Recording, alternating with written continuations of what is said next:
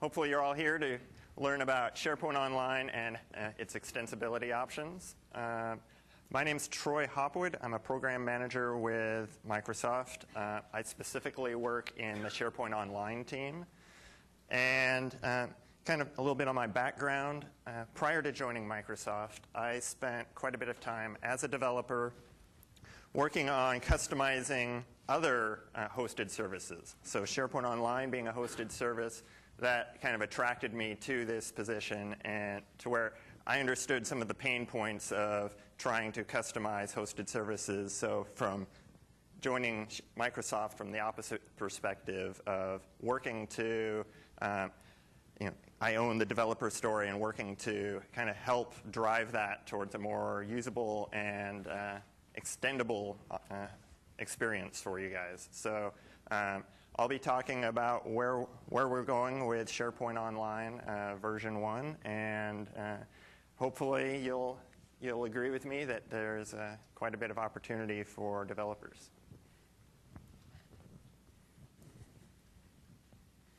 So a little of what I'm going to talk about. I'm going to introduce those who aren't familiar with it to SharePoint Online, talk about a few different service offerings, pricing, essentially just give you the bare bones of what it is that we're talking about. I'll also go into some of the online capabilities, highlight what you can and can't do with SharePoint Online, and also, as the title of the talk suggests, I'm going to go into extensibility and customization. And I say power user versus developer. A lot of the extensibility options, there are tools and wizards that make it fairly easy to work with. So I consider some of those more the power user type things, but I'll also show how you can go beyond these wizards to really get into the code and do some exciting things. So you're going to see this slide a lot this week. I guess I'm your second exposure to it today. So we introduced the Azure Services Platform, and you'll see up top, oh, they changed the slide on me last second. Was a build. Up top, you see SharePoint Online. That's what we're talking about today. It is outside the Azure Services Platform. You'll also see Microsoft SharePoint Services, which is similar features, but still a separate entity. So really, the only part of Azure that I'm really going to get into today is I'll be talking about how to integrate SharePoint Online with a service hosted in the Azure platform. So what is SharePoint Online? You heard in the keynote, Dave Thompson described it as hosted service delivered via subscription, sold by partners. He has this magical way of describing that in a one-sentence elevator pitch. But really, the key features of it is no SharePoint server deployment. And actually, this, to me, is the number one. When I first joined this team, my manager asked me to set up a SharePoint farm. I had minimal exposure to SharePoint prior to joining the team, and I certainly had never set up a SharePoint farm. And so the effort to set that up, it was quite a learning curve for me. I got it done. It worked great. It was a successful process, but there was quite a bit I had to learn. And as a company trying to onboard, it would be a fair amount of work for them as well if they didn't have that experience in-house. And I'm sure many of you have deployed SharePoint, and you've done it enough that you understand that process pretty well. But with SharePoint Online, there's none of that. It's literally just a few clicks and you've deployed SharePoint. There's a unified administrative center. I'll show you a little bit of that, but that allows you to administer not just SharePoint Online, but Exchange Online, live meeting. There's a central admin interface to manage all that. And then single sign-on. You saw in the keynote the announcement, or I guess the release of the CTP for the Microsoft Services Connector, allowing for federated identity. In the current, or the soon-to-be released version of SharePoint Online and Microsoft Online Services, we don't have that federated piece in place yet. So we use a single sign-on client that once you sign on to that client, you can then move throughout all the SharePoint or Microsoft Online services seamlessly without being logged or being prompted to log in again. And in order to be a good hosted service, enterprise class reliability is a critical component.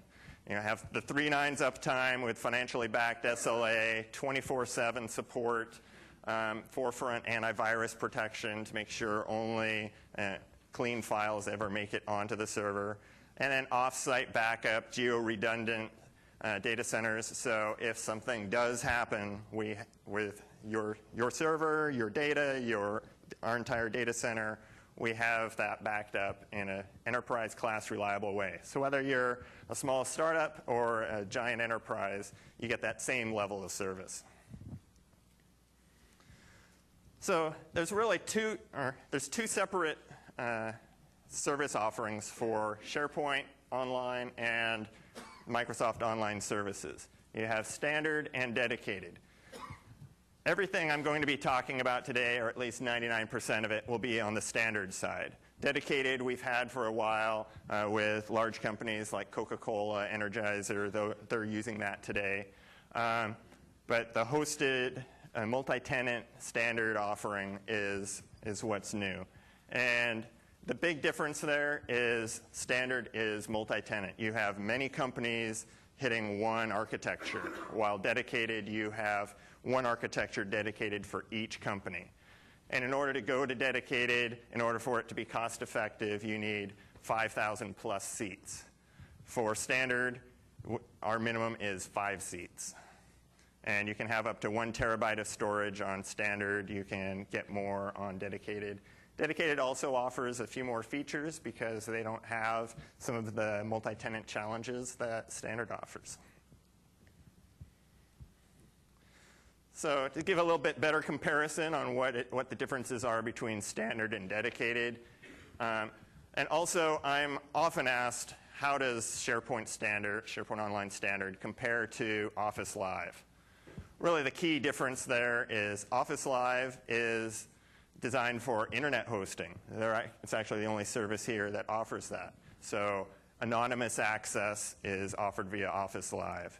But as you work your way down, Office Live doesn't come back until document collaboration. One of the key things to notice as a developer, you're probably zooming in on line number 2, custom code deployment. That is only offered in dedicated. So you're going to hear me today talk about creative solutions to that challenge. And again, as the standard offering. There's a couple other things. My site's not supported. Excel services not yet deployed. Many of these things are on our roadmap, but just not yet in place. So this is my favorite slide to bring up. It's an eye chart to punish all those people who love to sit way in the back.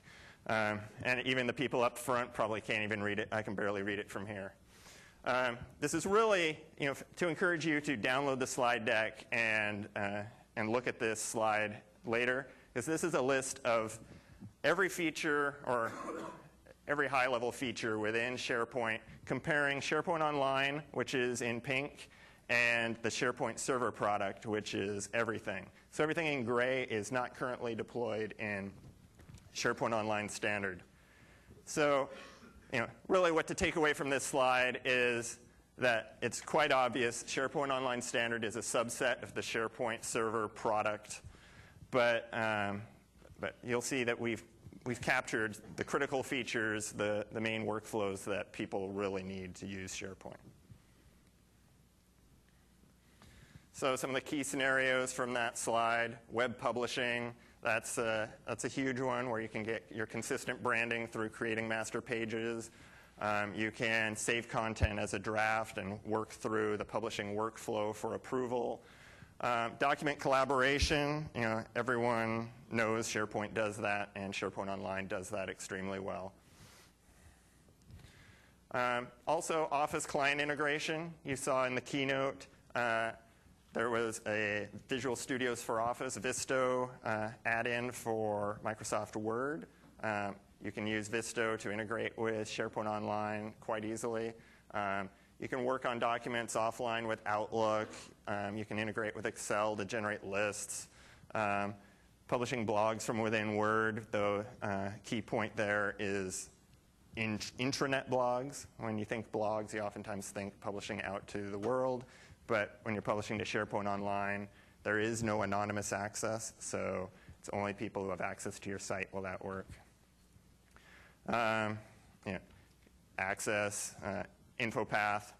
InfoPath, we don't have the InfoPath server deployed. So in order to use InfoPath forms, you will need, the person using that form will need the InfoPath client on their machine. So I'm not a marketing guy, so I was hesitant to put this in. But I know you guys are going to ask, how much does it cost? We've announced pricing, so we offer it both as a suite or as individual services. So as a suite, you can sign up for Exchange Online, Live Meeting, and SharePoint Online for $15 a month. Or you can get just SharePoint Online standard for $7.25 a month if the other services aren't what you're looking for. And you can buy additional storage as well. How do you know how much storage you get? We provide a 1/4 gigabyte of storage per seat. So if you have a 4-person company, you get 1 gigabyte of storage. And if you can buy additional storage. Also up here, we have what's called the Deskless Worker SKU, or I guess we have Deskless Worker Suite and standalone. What that is it's for companies where you're a large company and you have like a factory worker who doesn't have a computer. They don't really use Office products on a daily basis, but you want them to still be able to have access to some limited email. You want them to be able to log into the SharePoint site to see when the company picnic is, things like that. So it's a very trimmed down SKU, and for SharePoint, it's $2 a month for those guys. So I mentioned the challenges that I faced when I first joined the team and needed to create a SharePoint farm. So I'm going to go ahead and create a site collection and then customize it. So the first step is to go into the admin center, which is where I'm at now. And you can see I have 2 site collections listed. You can see I've used roughly just under half of my 1.25 gigabytes of storage. I have 1.25 gigabytes total, which says it's a small 5-person company that I created here. So I'm going to create a new site collection. Just come over, click New. It's going to ask me a couple simple questions. I'm going to call this PDC Demo. I need to give it a description. I'm just going to call it Demo. I can choose from a variety of templates: team site, blank site, document workspace, wiki, blog, basic, meeting workspace. So we don't have all the templates you're used to with Moss, but we have the key templates. Then I need to give it a size. Since I don't have a huge company, I'm just going to go for a 1/4 gig here and hit Create. So at this point, what it's doing, it's talking to our SharePoint servers. It's going to create that site collection. It's also talking to Active Directory and creating pointers to our site collection. It's also talking to DNS and creating a DNS entry for our site. So it finished up and done. Let it refresh this.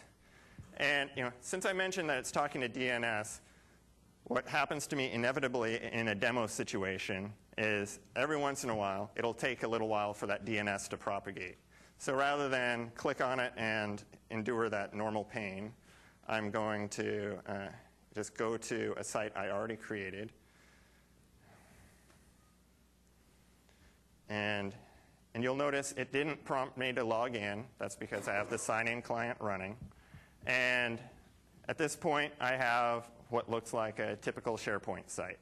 You can see I've added a few quick links. I threw a picture on there, but really I've done nothing to this. It's just a normal site. So I don't know if you're like me, you you want to customize this. You want to make it look a little more exciting. So I'm going to go into SharePoint Designer, which is, as you'll discover, is our best friend. But I went to Visual Studio, which is another good friend. And let me go ahead and open a file. I have a minimal master page. What it is it has just all the bare bones components necessary to allow a SharePoint page to render, but no formatting with it. So let me try and maximize some of this real estate. So it has a bunch of tag prefixes that are registered, some placeholders. And you'll notice down here at the bottom, it scrolls way out. But there's just a ton of these placeholders just stacked one right after the other.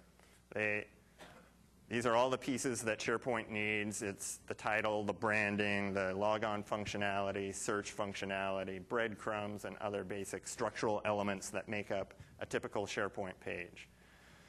So, I'm going to say this is good. So I'm going to, in my SharePoint site, go to Catalogs and Master Pages. And File, Import. And I'm just going to import that into my SharePoint site. So add a file, go back to my master page, my minimal master, say OK. So now it's in my site. There's nothing different because I haven't actually selected it yet. But before I can even apply that to my site, I need to approve it, or I need to publish it. So I can do that in SharePoint.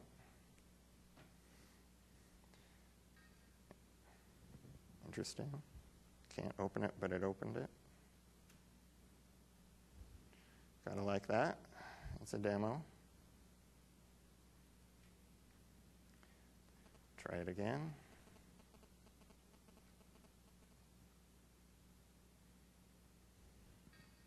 Interesting. All right, so I won't be publishing that. But what I would do, hide that so you'll forget it exists. So I would go into the master page gallery. I would see in the pane on the right, I would see that there is the minimal master. I could then go to Actions and publish it. And at that point, I could then select it. Fortunately, minimal master isn't my end goal, so I can still get to my end goal, which will show you also how to apply it. So I can go to Site Settings, modify all my site settings, choose Master Page here, and it shows right now I have default master. Oh, minimal master is currently uploaded, so let's go ahead and choose it. It's not published, that's why I forgot. So you'll get that warning that it's not published, and I can't publish it because the demo gods hate me. So I'll choose Contoso Master, which is ultimately what I want to use, which is a master page that I spent some time on, and you'll actually recognize it here in a minute. So let me approve that, or say OK. Return to my website. And now I have my master page with a little more pizzazz than the standard SharePoint site. It's customized to Contoso, and as you heard, it's in Azure Blue, which is just a coincidence, but nice nonetheless. So let me switch back over and talk a little bit more about extensibility and integration for SharePoint Online. So you can use SharePoint Online to integrate with Office, custom apps, line of business, third-party hosted solutions, anything that really you can get at via some web service API, or anything that you control where you can then access SharePoint Online via its web services API. So you can use familiar tools, the Visual Studio, SharePoint Designer, which as I mentioned will be your best friends. So really, you can integrate with SharePoint Online to online, on-premise to online. Variety of scenarios are all now available thanks to SharePoint Online being in the cloud. So some of the supported features, again, SharePoint Designer. What can you do with that? You can create no-code workflows. You can create custom content types, design custom look and feel, custom site templates. You can really do quite a bit by customizing the XSLT. I'll show you some very basic XSLT work, but if you're an XSLT expert, you can do quite a bit. And then client-side JavaScript as well. So you can use Silverlight. You saw that in the keynote as well. You can use Silverlight to integrate with not only external data or data within itself. You can use Silverlight to integrate with SharePoint Online data. So a Silverlight control running in the client can talk to the SharePoint Online site as the user who's logged in. So you can use that to really work around some of the limitations of no custom code that I'll go into more detail with. Data view web part, you can use that to filter, display, render data from RSS feeds, from web services, from a variety of data sources. You can use that to pull it up into SharePoint Online in a basic grid, or again, use XSLT to really tweak how that data is displayed. And InfoPath forms, with the InfoPath client, you can do quite a bit of custom form work as well, and workflows. So web services, that's one of the key things that you'll use to integrate with SharePoint Online. So you can access data, you can add data, read data, delete, modify. It's an ASMX web service, but you can use WCF and REST to access it. There's WebDAV, which allows you to manage and edit files via HTTP. So I'll be showing all of that as well. So let's see how to actually use the data view web part and what you can do with that. So back here on my Contoso site, and give you a little background on who and what Contoso is. Contoso is a consulting services firm who specializes in government work. So they have people who spend quite a bit of time working with different vendors to get lists of government RFPs, requests for proposals, that they might be interested in. So they found a variety of print materials as well as things on the web that allow them to find, here's a list of all these projects the government's doing. And so then they have to manually filter through this list and pull out all the repaving projects. They're an IT consulting firm, so they only want things related to their skill set. And so they spend quite a bit of time trolling through that list. And so fortunately, the government just recently started exposing this data in an RSS feed. So this is the RSS feed. You see there's Internet Explorer does a good job formatting it, but still you're trolling through this list and going, student housing door access installation, that's probably not something as an IT firm I want to do. Parking enforcement, probably not. E-commerce site, that's definitely something that's in our ballpark. So there's still a fair amount of work there. So what we want to do is pull this into SharePoint and modify this data and try and make it a little more useful for Contoso. So let me switch back to, again, I went to Visual Studio and I'm trying to go to SharePoint Designer. So let me open, I want to just add this to the home page of the Contoso site, the page we just saw. So I'm going to open default.aspx, and it takes a little while to load this one just because the master page is fairly complicated, and it likes to load all those pieces. So switch to design view, and you'll see it slowly render.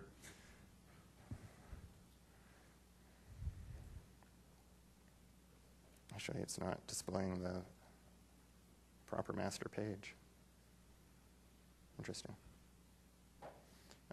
Anyway, so I can choose just a web part zone, go to Insert, SharePoint Control, Data View. And you can see it adds a little helper. Click a data source in the data source library and click Show Data. Well, I don't have a data source yet, so I need to create that. So let me come over here to my data source library where I can create a variety of data sources. I have some SharePoint libraries that it already knows about, database connections, XML files, server-side scripts, XML web services, and linked sources. Since I'm connecting to an RSS feed, I want a server-side script. So I'm going to choose that. Go to the General tab. I can give it a name. I'm just going to call this Government RFP Feed. I could give it a description and keywords for search if I so cared. Go to Source. It's a RSS feed. I just want to use GET, but you can also use HTTP POST. So I want to enter the URL, which I don't want to risk mistyping, so let me come back over here and find the feed again, which I was on. Hello. Wrong click. There we go. Copy that, come back to SharePoint Designer, paste it in. And if I had additional parameters that I needed in order to get this feed, I could add those here. And likewise, I can add credentials here as well. So we can use Basic Auth or Windows Authentication. I don't need to do either of those, so I'm just going to say OK. You can see now over here on the right, I have Government RFP Feed. Right-click, Show Data. And now here's the results of that feed. You can see I have 13 items in the feed. But what I really care to do right now is I want to grab link, title, description, and pub date out of this feed. So I highlight those. I come up top to this drop-down and say Insert Selected Fields as Multiple Item View. And now SharePoint Designer is going to take that data and take that XML data, perform XSLT transformations on it, and build a table out of it. And at this point, I've inserted that into my page. And what's that actually doing? If I go to the code, you can see this is just XSLT, and this is where I was talking. If you're an XSLT person, then you can do anything you want. I'm just going to change the order of some of these columns. So I'm going to move link to the end. I did that for the header, but I also need to do that for the content if my computer will respond. So let me grab that as well.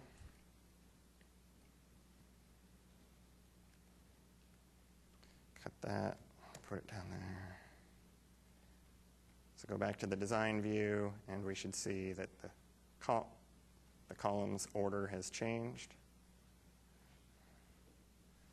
And the link is on the right, title's on the left. So let me save that. Go back to my SharePoint site, refresh the page. And you see we now have the RSS feed in our page.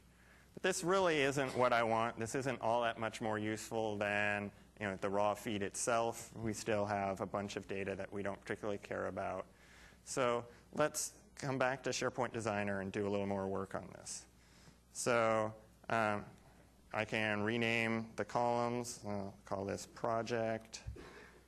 Make this a capital D just for consistency. Change it from pub date to just date. And And link, let's just change this to link to RFP. And because this is a link, I don't want just the text there. I want to actually make that a link. I can come over, click there, say hyperlink. It's going to warn me, do you really want to link to untrusted sources? I'm going to say yes. And I don't want just the link to display. I'm going to say click for PDF. Because all these RFPs are in PDF form. Say OK. So I'm getting there. And now if I click this, I can get, so if I choose to edit columns, so in the XSLT, I change the order of the columns. I could do that here as well. So I could move project down again. I could move it around. I could, any of these other fields that are available in the feed, if I decided I needed them, I could add them over. Or I could add a formula as well. But I'm good with what I've got, so I'll go ahead and cancel that. And still, we're getting close, but we still have 13 items, and we still have things like door installation and repaving that we don't really care about as IT consultants. So I'm going to choose Filter and go to Advanced. And let's say I'm going to filter on Description. So I'll double-click Description and Contains. And so let's say I only want things that contain SharePoint. Oops, I need single quotes there. SharePoint. I only want things that contain SharePoint in the description. That's what we really specialize in. We do a lot of SharePoint work. We only want government RFPs that deal with SharePoint. Say OK and OK. And my list is now down to 3. So I can save that. Come back to my SharePoint Online site.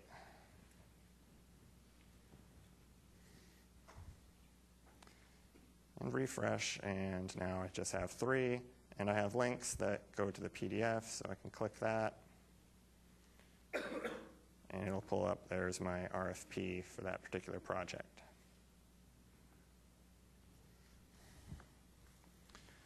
All right, so come back over to the slide deck.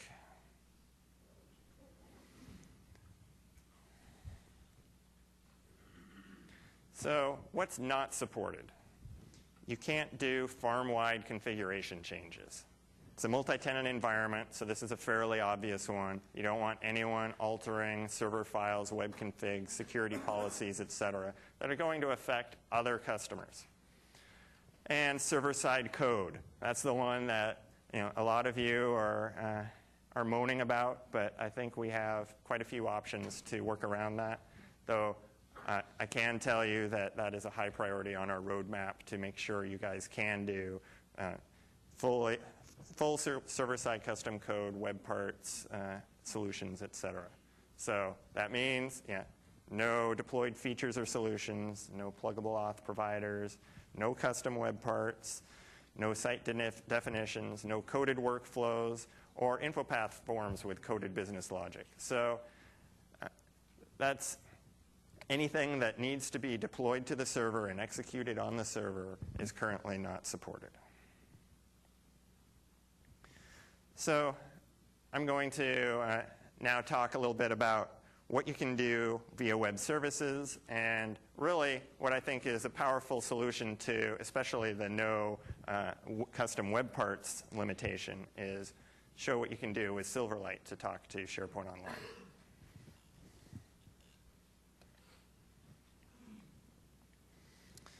So at this point, I'm going to go to what I kept referring to as SharePoint Designer, but it's actually intentionally going to Visual Studio this time. And so actually, prior to that, let me just show that how you can access the WSDL if you're not already familiar with it. Oops, wrong site collection. Or wrong site. I'll go back here. So you can just go to, same as SharePoint on premises, you can just go to _VTI bin,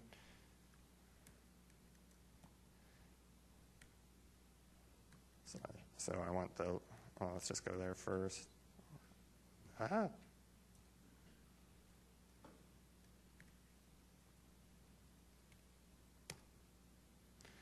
So here's just the WSDL for the list service, but for any feature that's deployed in SharePoint Online, you have access to the corresponding web services. So anything you can do on premises via web services, you can do with SharePoint Online.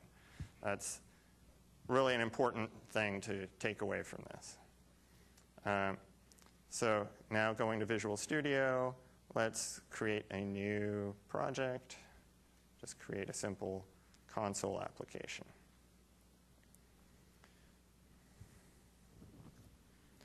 All right, so first thing I need to do is I need to create a service reference. So let's add a service reference to Contoso Consulting, number 3 here.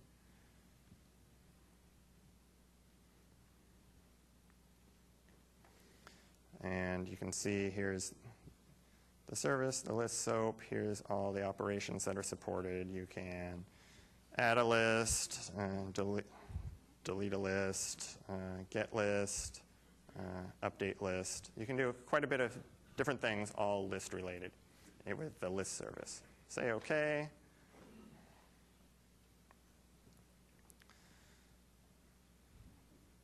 So I'm good there. Let's add a couple of using statements. Oops. Using console application 2 dot service reference 1. And now let's just write some simple code. I need a proxy, so lists SOAP client proxy equals new list SOAP client, and XML element. Everything in SharePoint is loosely typed, so it's just a general XML element is going to be our result. And just do proxy dot get list. And the list I'm going to get is called skills available. Hopefully I spelled that right. And so we have this list in our SharePoint site that's a list of employees and their skills. And so this is going to grab that list, and then let's just output that to the console. Console.writeLine, result.outer XML. Now there's one more thing I need to do. Right now there's no authentication going on, and because the SharePoint ASMX service doesn't provide policy information, I need to actually add or tell it how to communicate with that. So let me come down here to my app config and find client credential type and say NTLM, because I'm going to use NTLM authentication. Save that, but I also need to come back here to my program, and I need to actually give it some credentials. So proxy.clientcredentials.username equals PDC demo at contosoconsulting1.microsoftonline.com. Now, why is that email address so long? Because Contoso Consulting, I don't actually own that domain, so I couldn't go into SharePoint and validate it. And if you can't validate a domain within Microsoft Online Services, we then make it a subdomain of our Microsoft Online domain. So in this case, I'm contosoconsulting.microsoftonline.com. But if I actually own the domain, then I'd just be at contosoconsulting.com. And I need to provide a password, so do the same thing.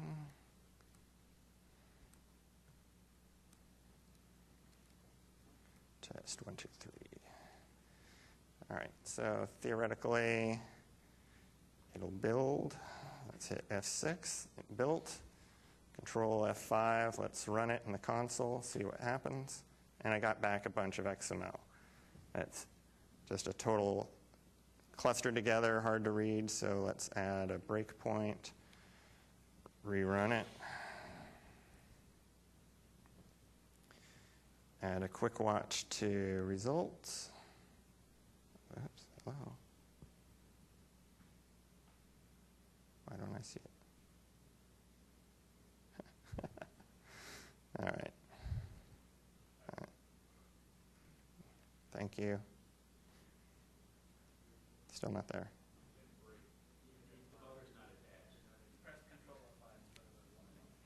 Oh, sorry. Thank you. If there's anything that'll make you look like an idiot, it's doing a demo. But my breakpoint didn't break.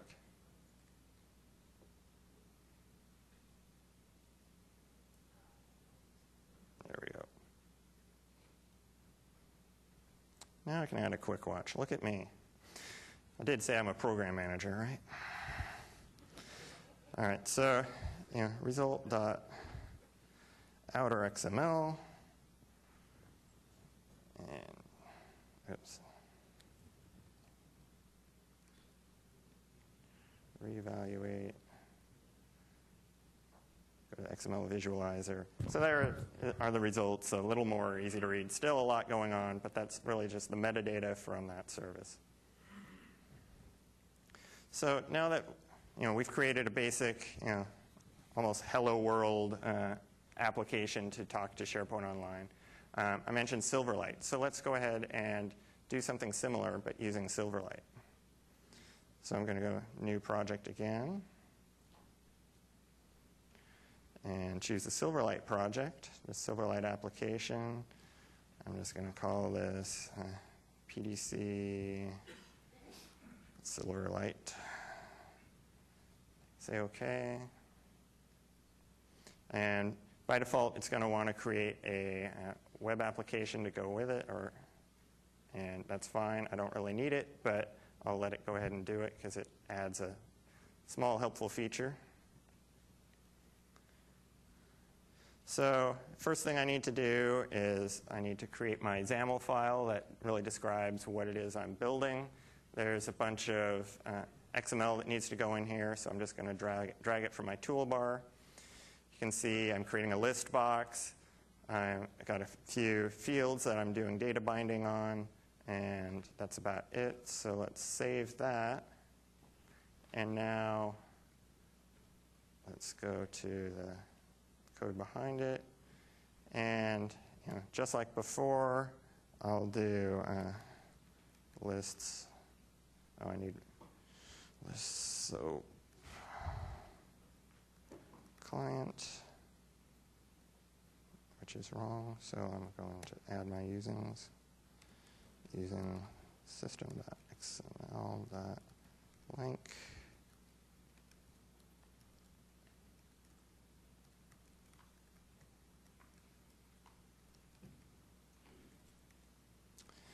PDC Silverlight service.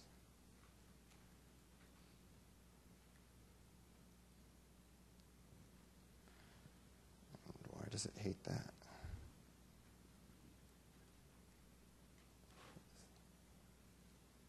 Because I haven't added my service reference yet. So let's add my service reference. Choose 3 again. Okay.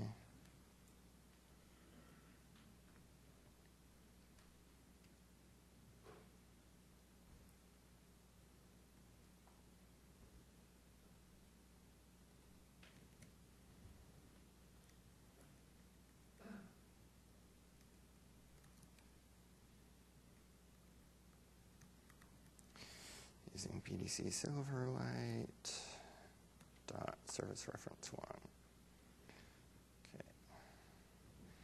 And so now I can go create my proxy. And because this is Silverlight, it interacts with services a little differently. So it's an async call instead of synchronous. So let's do proxy dot get list items completed. I think get list items completed, and let's do that as a delegate. So tab. And just to speed things along, let's grab some stuff out of my toolbar. We're just defining the excellent query. Then for my delegate, I'm going to get rid of this. I don't need to throw that. And so you can see I'm just matching up on the skills. And then I need a list result object or class. So let's go ahead and stick that in. It just has some properties, some public properties there for skill name and manager. And if I'm lucky, it'll actually compile. It compiled. Now, I can't actually debug it here. The reason for that is because I'm talking to SharePoint Online's web services via HTTPS, and Silverlight has or requires some trust relationship between itself and the client or the service. And SharePoint Online doesn't publish a policy for that. So in order for me to actually run this, I need to deploy it to SharePoint Online. So to do that, I'm going to go back to SharePoint Designer. I'm going to make sure I'm in the root and import a file. So add file.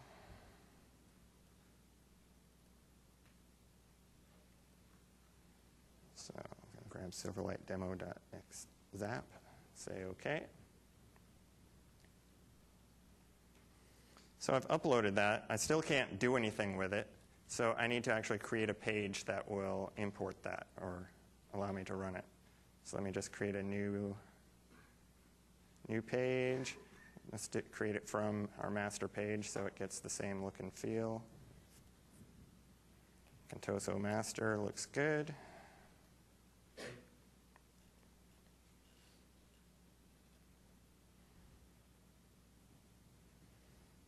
So let me just drop into the code here, create a content area.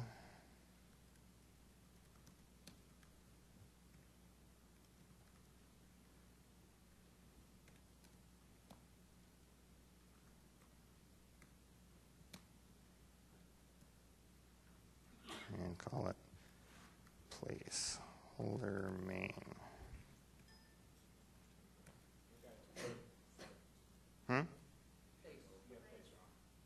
Thank you. That would be a problem. And so now I just need to add the object tag for that Silverlight control. And that's one nice thing that Visual Studio did for me when it wanted to create that web project, is it created a test page for me that contains that object tag in it. So let me just grab that object, copy it, come back to SharePoint Designer, paste that in, and instead of width 100%, I'm just going to go 400, height 300. I think that's roughly what I want. So I'm going to save that. Let's call this PDC silverlight.aspx. Save it. It's uploading it to SharePoint Online. And at this point, I should now be able to come down here, find PDC silverlight.aspx, preview in browser.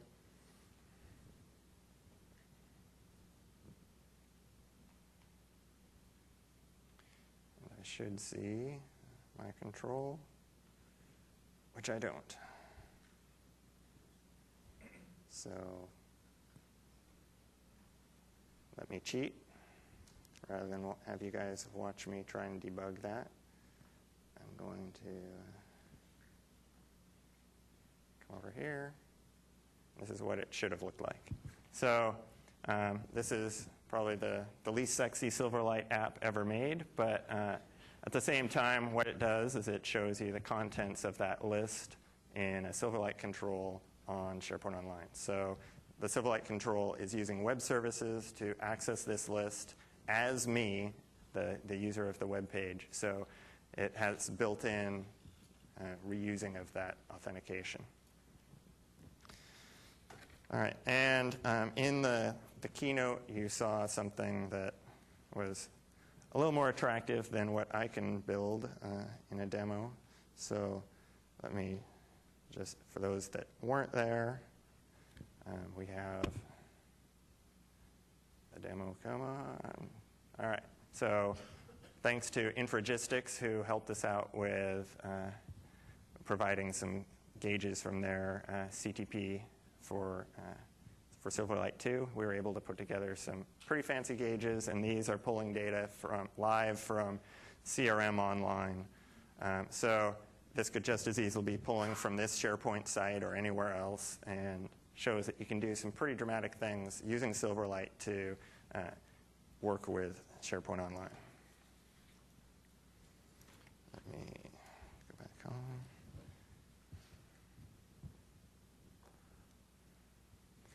So next, I have one more scenario I want to walk you guys through. And so you've seen this scenario. We have the government feed. We have a data view web part. We have those two players, and that worked. But let's say we want to do a little more. We want to automatically find what employees we have sitting on the bench that might have a skill that matches an RFP feed. So let's introduce a couple other players. We have an on-premises line of business application that is really used for tracking resources within our company. It knows when we have employees that are about to roll off a project, when we have employees that are sitting on the bench. And we also add a Windows Azure service where we have a .NET service running on the compute platform within Azure. So just to throw a bunch of ugly lines on here that probably won't make a whole lot of sense until we walk through it, but we're going to add a new employee to the on-premises database, which will then update SharePoint Online's skill list. And we have this .NET service running as a daemon that's constantly checking for new RFPs and new skills and making matches. So it will then find that there's a new employee skill. It will then create a match to an existing RFP and create a document in our document library and kick off a workflow to really get us started so we have all the pieces we need to bid on that project.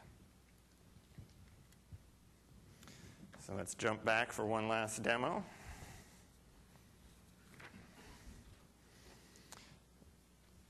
And I'm going to go back to Visual Studio.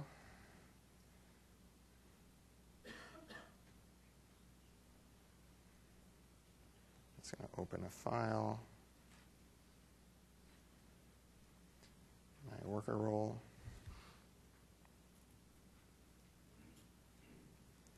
And checklist, start with checklist against feed.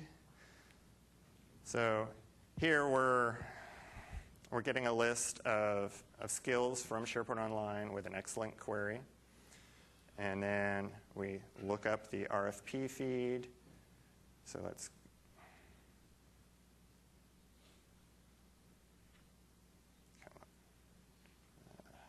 look up RFP feed,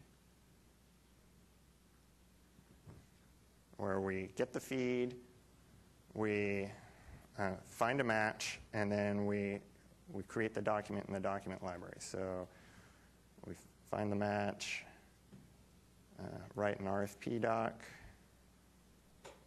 So let's jump down to write RFP doc.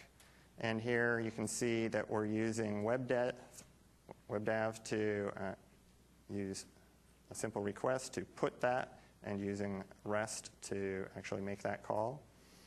And then we also kick off a workflow. Now, just uploading a document can kick off a workflow, but we just wanted to show that via web services you can do that as well. So all the workflow here is doing is it's going to notify the manager that, hey, we have a new RFP, and it's set up and ready for you to put together the proposal. So let me, I think that's about all we need to see there. So let me jump back to Contoso, and I'm going to add a new employee. So this is a simple web interface to our on-premises line of business application. So I'm going to say we have a new employee, Bill Gates. He left for a while, but he's coming back, and he's coming back as a SharePoint guru. So let's add him. So this is adding this employee out to SharePoint Online. And I could easily come here, add another employee skill, go back and forth, add several people. But I think Bill's all I need for right now. So let me go ahead and, actually I can just use the same window. Let me go back. And I should see in my Open RFP Proposals directory, I have a brand new link here.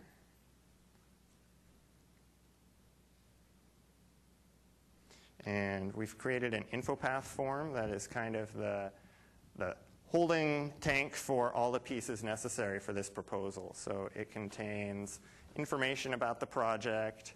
It contains the actual Word doc used to track how we're progressing, contains the actual PDF. So this is really how we're tracking and putting together our proposal for this particular project. So I can click to open the Word doc,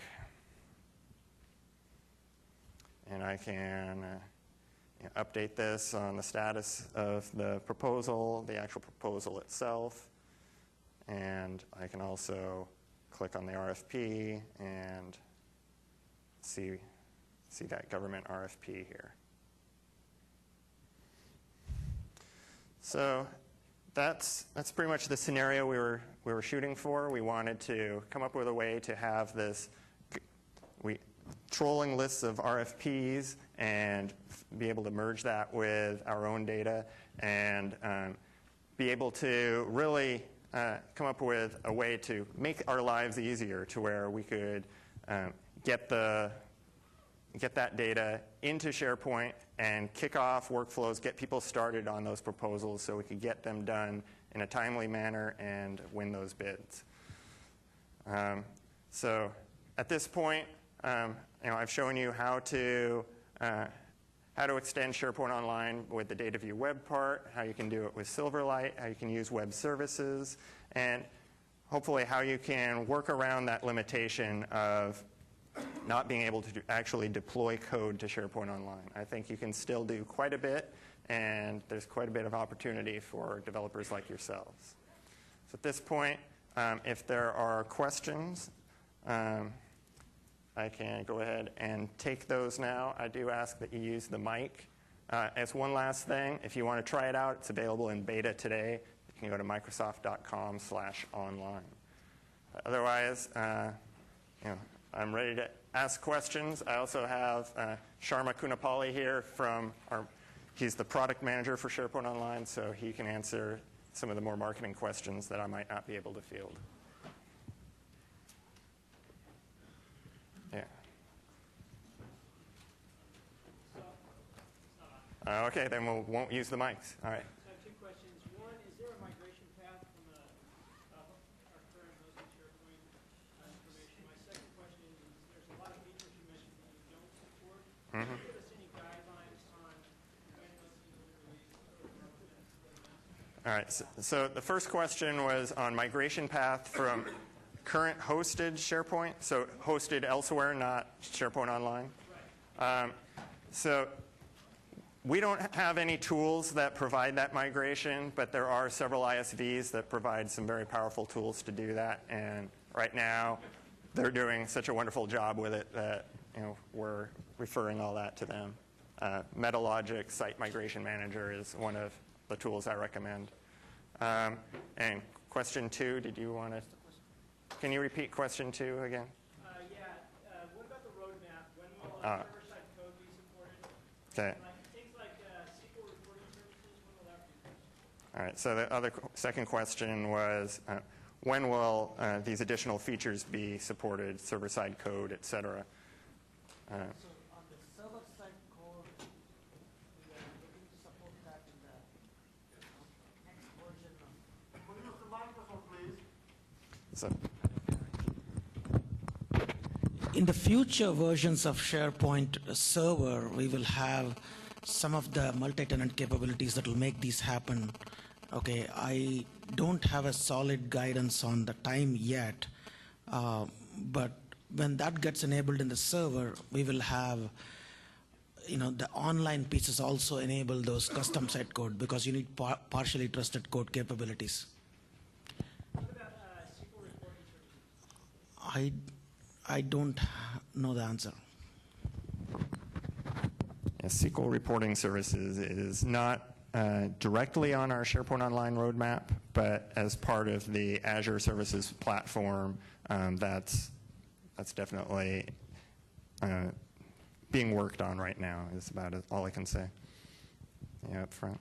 I saw you talked about SSO for authentication. I don't know if I missed it. How does it actually talk to AD? Because I do a lot of work with custom SharePoint authentication. Is Windows Auth the only supported authentication right now? Okay, so the question was about single sign-on and what we're doing to support that. How's that work with AD, et cetera. So again, I want to clarify that what was talked about in the keynote is future looking with the federated identity. What we have right now is a single sign-on client that talks to our AD in the cloud. So as a customer, we have tools that allow you to synchronize your AD with our AD in the cloud. It does not synchronize passwords, but it synchronizes user accounts.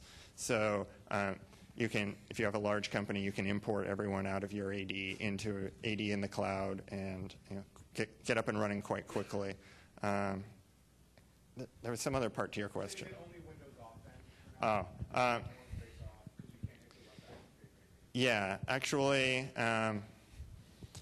for the purpose of this demo, it was all Windows Auth NTLM, but we're actually in the process of changing that to use certificate-based auth to be a little more secure. So, so that's changing, right under my nose.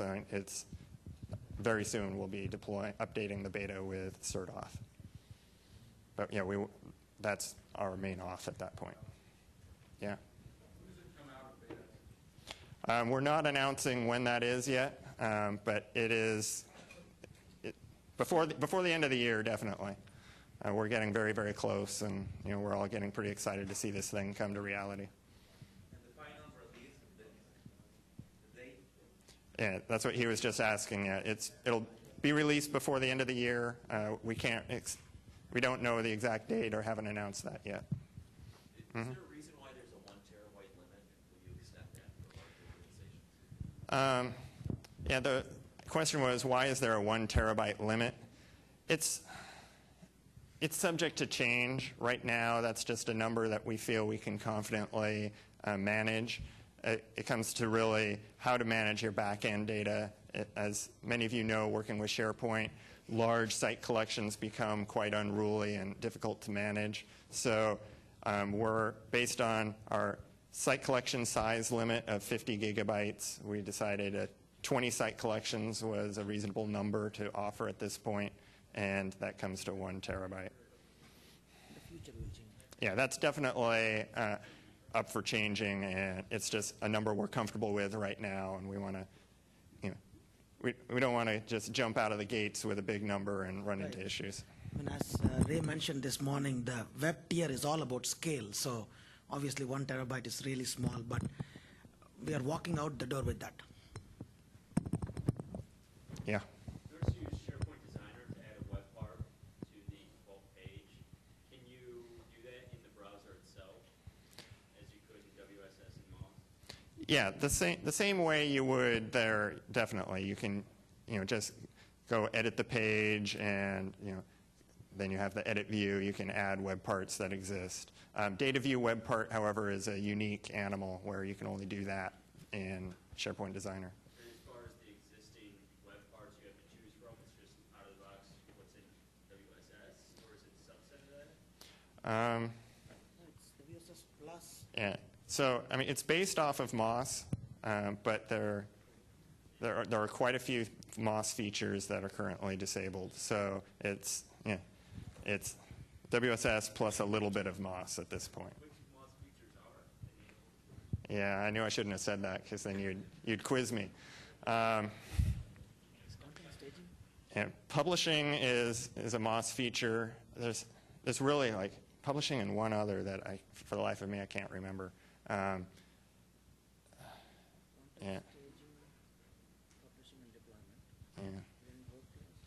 Yeah.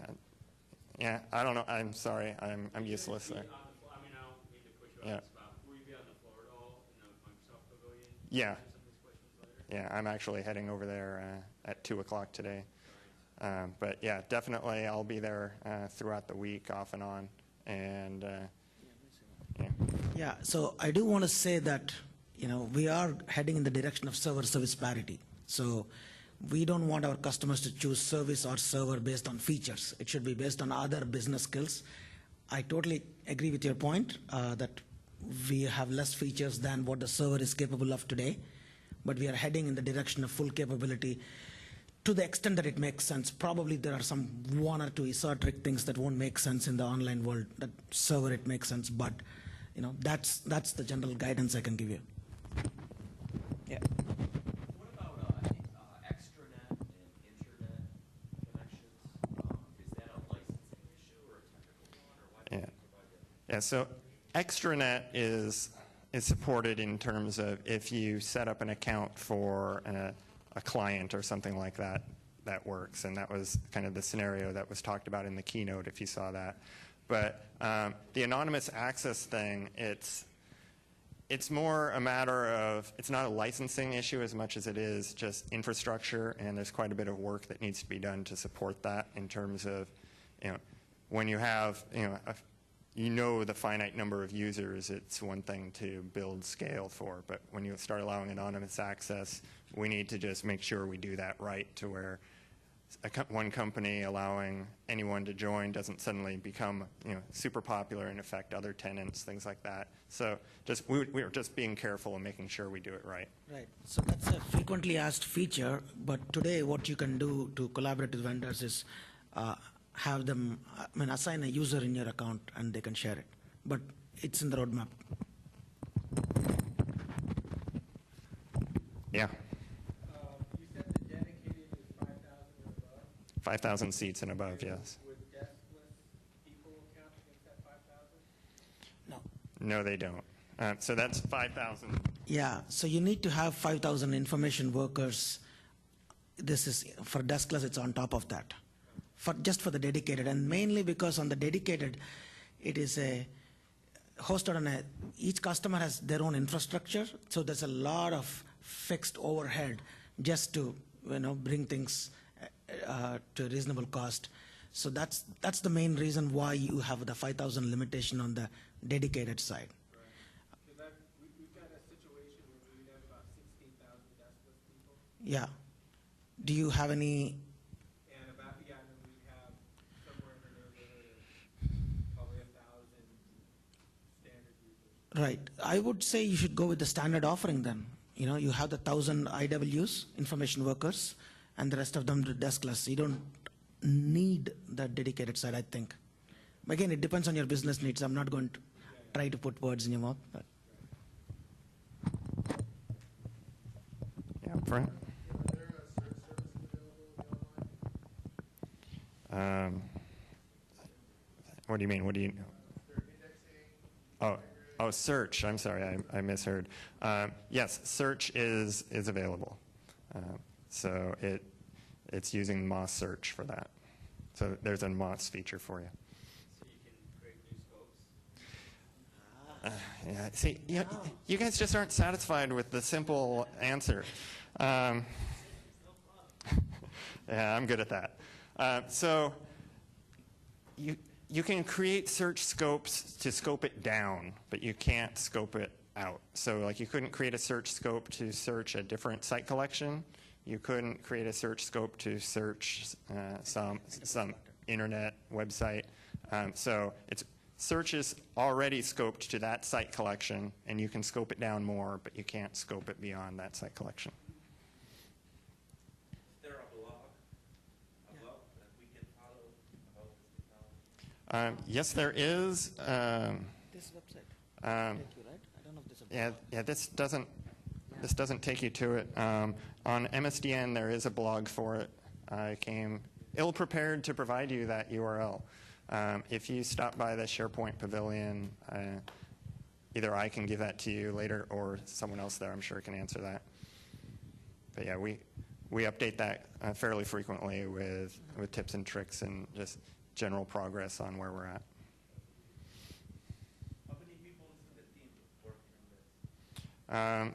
There's, just him and me, no? yeah.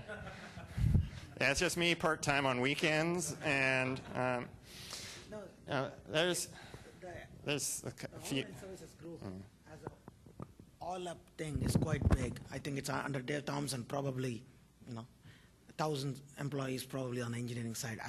I'm guessing, which includes CRM Online, Exchange Hosted Services, SharePoint Online. I don't know the separate splits. For SharePoint Online, how many people is in the team for SharePoint Online? Or just for SharePoint Online? Yeah.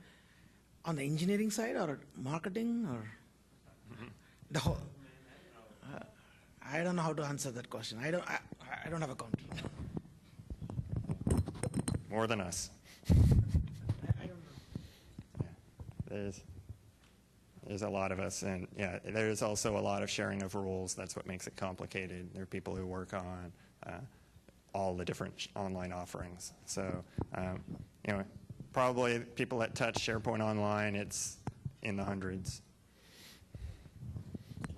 Yep. Is there a roadmap for Office 14 and online? That will be there in tomorrow. Actually, it won't. There is, but we're not really talking SharePoint 14 features at this point. There is an Office 14 wave, and SharePoint will have a new release, and that will definitely impact us as well. So we're riding that wave. Yeah.